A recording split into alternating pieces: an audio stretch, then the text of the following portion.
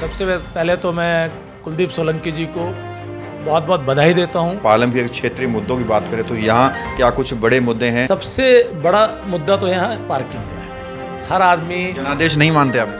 सबसे अच्छे एक चैनल है हमारा, प्रवीण भाई सबसे अच्छे एक एंकर है हमारे। अगर वो ये कह रहे हैं तो फिर इसका आंसर भी वही दे पाएंगे कि ये जनादेश है या नहीं है, क्योंकि जो इन्होंने वादे किए। और दूसरा है, जैसे पहले था कि एलजी हर काम को रोकते थे, और होता है जब पार्टी में नीचे ऊपर अलग अलग पार्टियां होती थी, होता है। अब तो पहले कहते थे डबल इंजन सरकार है, मैं समझता हूँ अब तो ट्रिपल इंजन सरकार आ गई। 8 तारीख के दिन महिलाओं के खातों में पैसे आने शुरू हो जाएंगे। आज 7 तारीख है, लग रहा है आपको कल पैसे आएंगे? सर अभी तो रजिस्ट्रेशन ही नहीं हुई पैसे कैसे आएंगे? हाई लेवल मीटिंग चल रही है ना, अमित शाह ने दिल्ली पुलिस को निर्देश दिए हैं, बांग्लादेशी पर ऑपरेशन भी चल रहा है दिल्ली पुलिस का, तो उस पर तो काम हो रहा है। वो नहीं, बांग्लादेशी पे ऑपरेशन चल रहा है, ठीक है। सोल्यूशन ये होता है कि एक बार अगर हमने कोई कार्रवाई कर दी तो दोबारा वो लोग वहाँ बैठ ना पाए। नमस्कार, मैं हूं प्रवीण और आप देख रहे हैं इंडिया टाइम 24 न्यूज़। राजधानी दिल्ली में विधानसभा चुनाव हो चुके हैं और बहुमत के साथ भारतीय जनता पार्टी ने सरकार बनाई है। हम लगातार नेताओं के इंटरव्यू करते रहे हैं, लेकिन हमारा फ़र्ज़ बनता है कि आम जनता से भी पूछें कि वो नई सरकार से क्या कुछ उम्मीदें कर रही हैं। और इस कड़ी में आज हम पहुंचे हैं देव मानव सेवा ट्रस्ट के अध्यक्ष वीरेंद्र देव शर्मा के पास, जो लंबे समय से समाज सेवा में जुड़े हुए हैं और साथ ही साथ बीते समय में कांग्रेस पार्टी से भी जुड़े हुए थे, लेकिन वर्तमान में हम आपको बता दें कि ये किसी भी पार्टी से ताल्लुक़ नहीं रखते हैं। वीरेंद्र जी, पालम विधानसभा में कुलदीप सोलंकी की जीत हुई है, 10 साल भावना गौड़ रही, अब कुलदीप सोलंकी ने कमल खिलाया है। कैसे आप शुभकामनाएं दें इस क्षेत्र के निवासी के तौर पर?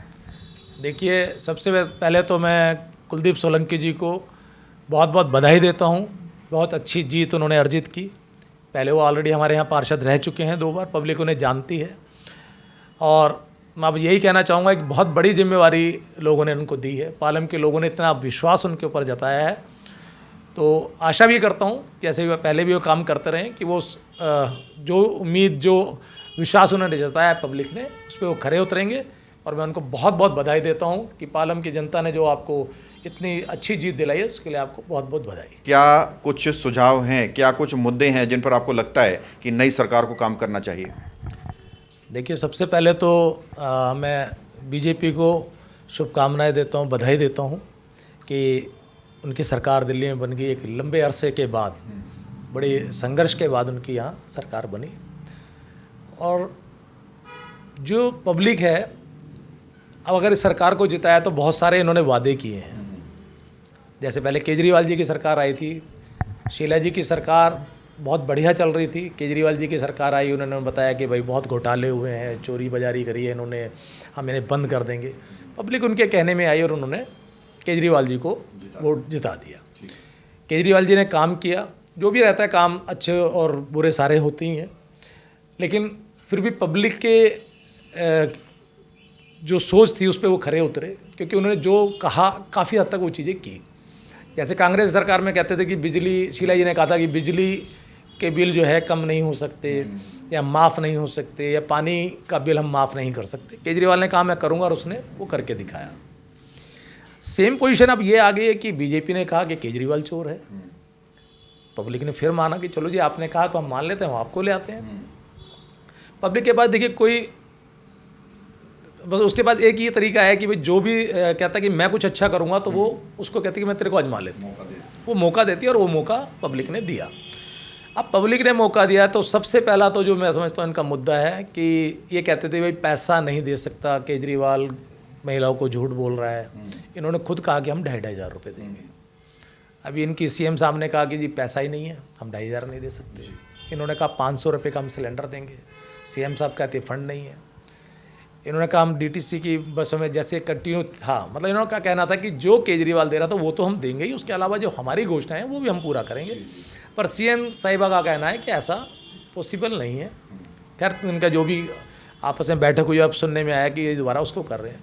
तो मैं तो यही कहना चाहूँगा कि जो जो कमियाँ रह गई हैं या जो जो घोषणाएँ इन्होंने करी, क्योंकि देखिए 3 पार्टियाँ हैं हमारे यहाँ।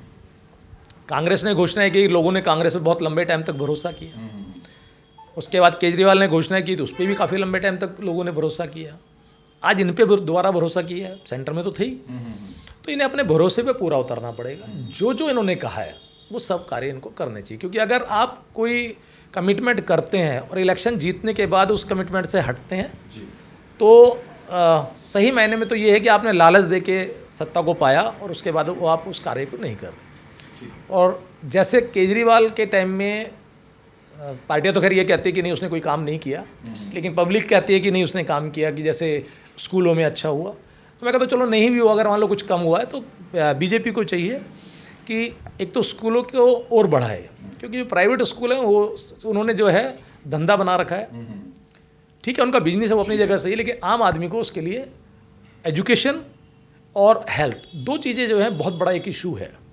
तो मेरा अपना मानना है, और जो खैर मैं सलाह तो क्या दे सकता हूँ, मैं सोचता हूँ कि अगर गवर्नमेंट पे काम करे और एक आम आदमी को एजुकेशन और हेल्थ अगर फ्री कर दी जाए तो मैं समझता हूँ एक बहुत बड़ी समस्या जो हमारे देश की है, खाली दिल्ली की नहीं, हमारे देश की एक जो बहुत बड़ी समस्या है उसका हल हो सकता है। वीरेंद्र जी, आप लंबे समय से समाज सेवा में जुड़े हुए हैं, आप जानते हैं क्या कुछ मुद्दे दिल्ली में हैं, देश में हैं, क्या क्षेत्र में हैं। क्या आपको लगता है, आपका एनालिसिस क्या कहता है कि अब काम होगा दिल्ली में? क्योंकि अब बीजेपी के पास कोई बहाना भी नहीं है कि एलजी फाइल पास नहीं कर रहा है, हमारे पास फंड नहीं है, ये वो। आपका व्यक्तिगत एनालिसिस क्या कहता है कि 5 साल में दिल्ली की तस्वीर बदलेगी या नहीं बदलेगी? देखिए, दिल्ली की तस्वीर बदलनी चाहिए, क्योंकि जो इन्होंने वादे किए, और दूसरा है जैसे पहले था कि एलजी हर काम को रोकते थे, और होता है जब पार्टी में नीचे ऊपर अलग अलग पार्टियां होती थी, होता है। अब तो पहले कहते थे डबल इंजन सरकार है, मैं समझता हूँ अब तो ट्रिपल इंजन सरकार आ गई, और एलजी साहब ने सारे काम करने हैं, अपनी सरकार है। तो मुझे लगता है कि बदलेगी, क्योंकि देखो कोई भी पार्टी आती है तो पब्लिक के हित का काम करती है। एक दूसरे की बुराई बेशक करते हो, लेकिन पब्लिक के हित का सब काम करते हैं। तो मुझे उम्मीद है कि 5 साल में तस्वीर बदलेगी। आप यहाँ पालम विधानसभा में समय समय पर जो है विभिन्न धार्मिक और सामाजिक कार्यक्रम आयोजित करते हैं और हज़ारों लाखों लोग आपके साथ जुड़े हुए हैं। पालम के क्षेत्रीय मुद्दों की बात करें तो यहाँ क्या कुछ बड़े मुद्दे हैं? पिछले 5-10 सालों तक भावना गौड़ विधायक रही आम आदमी पार्टी से, कुलदीप सोलंकी जीते हैं, तो क्या मुद्दे हैं जिनकी और आप चाहते हैं कि कुलदीप जी को ध्यान देना चाहिए? देखिए, सबसे बड़ा मुद्दा तो यहाँ पार्किंग का है, क्योंकि यहाँ पूरे रोडों पे इंक्रोचमेंट है। जो पब्लिक के चलने के लिए जगह है उसके ऊपर लोगों की गाड़ियाँ खड़ी हैं, लाखों रुपए की गाड़ी रोड के ऊपर खड़ी होती हैं, रोज़ झगड़े होते हैं, रोज़ एक्सीडेंट होते हैं। सबसे पहले तो मैं चाहूँगा कि जैसे हमारे पालम के फ्लाईओवर के नीचे आप देख लीजिए, निकलने का रास्ता नहीं है, मार्केटों में इंक्रोचमेंट बहुत ज़्यादा है। तो पार्किंग की समस्या, मार्केट का जो इंक्रोचमेंट है, अब 60 फुटा रोड देख लीजिए। एनफोर्समेंट पे तो हाई लेवल मीटिंग चल रही है ना, अमित शाह ने दिल्ली पुलिस को निर्देश दिए हैं, बांग्लादेशी पर ऑपरेशन भी चल रहा है दिल्ली पुलिस का, तो उस पर तो काम हो रहा है ऑलरेडी। नहीं, बांग्लादेशी पे ऑपरेशन चल रहा है, ठीक है। बात यह है कि मीटिंग भी हुई है कि क्या वाकई में ऐसा होगा। आपके सामने मंगलापुरी उदाहरण है। हमारे पार्षद जो है, पार्षदपति सतपाल जी ने खड़े होकर काम करा लिया था, गिरचा जी ने खड़े होकर काम कराया, जो अपना फ्लाईओवर है उसके नीचे से सारे लोगों को हटाया। आज भी वो वहीं है, आज भी वो मंडी वहीं है। परमानेंट उनका कुछ होना। देखिए, सोल्यूशन ये होता है कि एक बार अगर हमने कोई कार्रवाई कर दी तो दोबारा वो लोग वहाँ बैठ ना पाए। इसके लिए क्या है, ये दिल्ली पुलिस का काम है। पहले दिल्ली पुलिस काम नहीं करती थी क्योंकि केजरीवाल जी कहते थे मेरे अंडर नहीं है। अब तो ऊपर भी सरकार हमारी है, बीजेपी की सरकार है, नीचे भी बीजेपी की सरकार है। तो आप दिल्ली पुलिस को हिदायत दीजिए कि भाई जो एक बार हट गया वो दोबारा ना लगे, और अगर लगता है तो उस कंडीशन में जो भी वहाँ का बीट कांस्टेबल है, जो भी एसएचओ है, उसके खिलाफ कार्रवाई कीजिए। देखिए, कुछ भी करना पड़ेगा। जब कोई किसी को बीमारी होती है ना, तो दवा तो कड़वी देनी पड़ती है। कड़वी दवा दोगे तो आदमी सही होगा। और इसके अलावा पानी वगैरह के इशू भी हैं, सड़कों के इशू हैं। देखिए, सड़कों का, नालियों का तो जहाँ तक है ये तो रूटीन में होता रहता है, और पार्षद वगैरह विधायक वगैरह बनाते हैं। पानी की एक समस्या है क्योंकि पॉपुलेशन बढ़ती जा रही है और पानी उतना नहीं मिल पा रहा। बहुत सारे क्षेत्र हैं जहाँ पानी अभी भी लोगों को नहीं मिल रहा। तो मैं समझता हूँ कुलदीप जी उस पर काम करेंगे, लोगों ने बड़ा विश्वास उन पर दिखाया है, तो कुलदीप जी उसके ऊपर काम करेंगे, और जहाँ जहाँ पानी की समस्या है वो वहाँ तक पानी को लेके आएंगे। दिल्ली में चुनाव हुए, लोग उम्मीद कुछ और कर रहे थे, लोग सोच रहे थे कि जो है गैप आ जाएगा, 10-15 सीट होगा, लेकिन 62 से सीधा आम आदमी पार्टी 22 पे आ गई।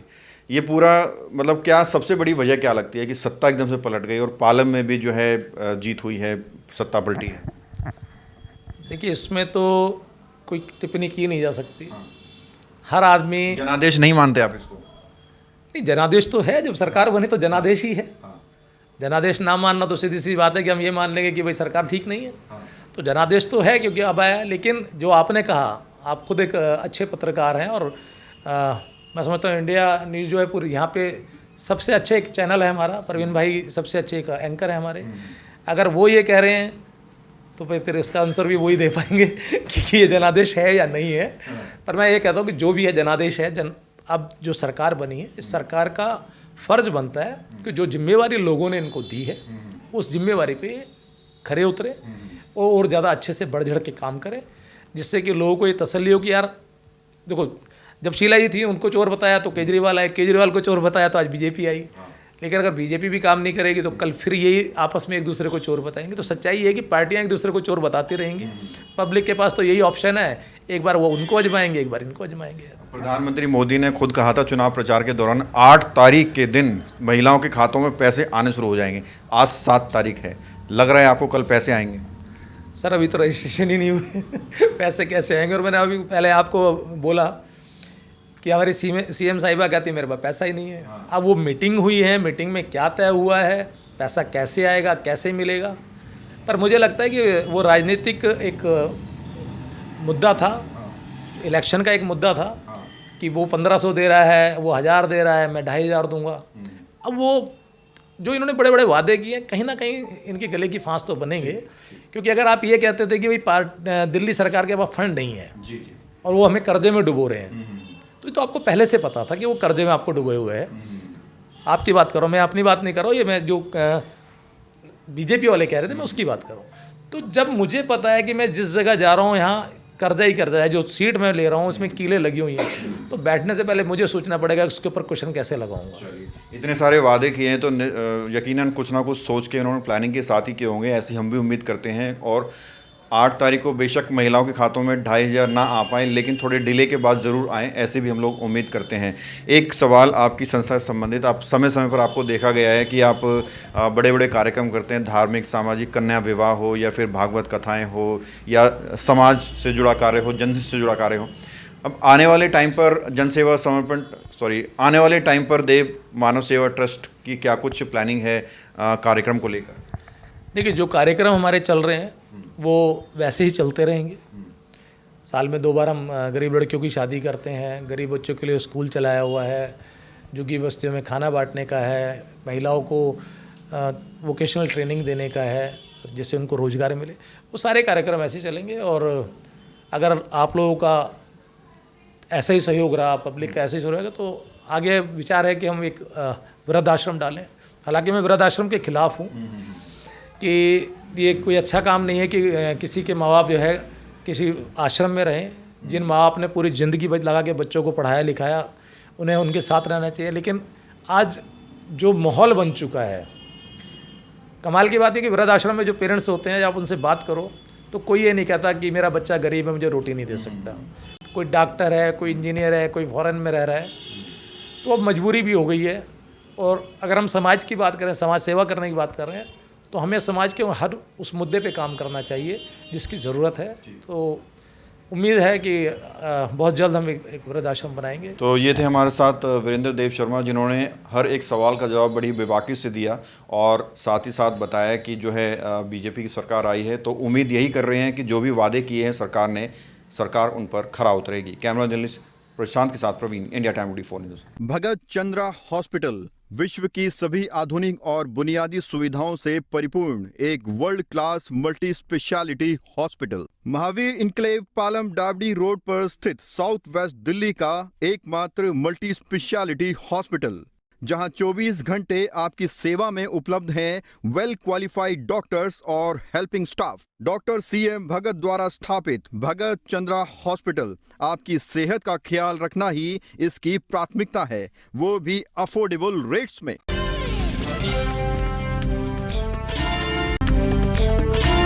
खबरों से खबरदार रहने के लिए चैनल को सब्सक्राइब करें और प्रेस करें बेल आइकन।